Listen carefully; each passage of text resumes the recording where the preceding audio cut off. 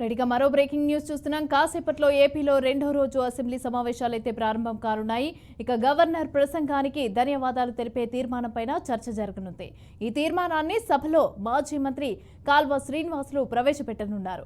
Governor ప్రసంగానికి ధన్యవాదాలు తెలుపుతూ సభలో CM Chandrababu ప్రసంగించనున్నారు.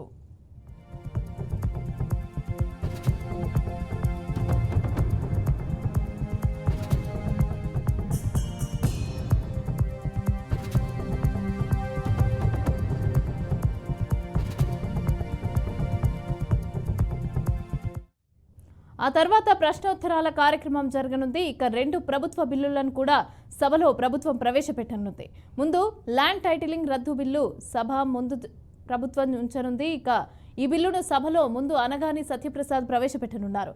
Doctor YSR university of health sciences సవరణ బిల్లు 2024ను సభ ముందు ప్రభుత్వం ఉంచనుంది.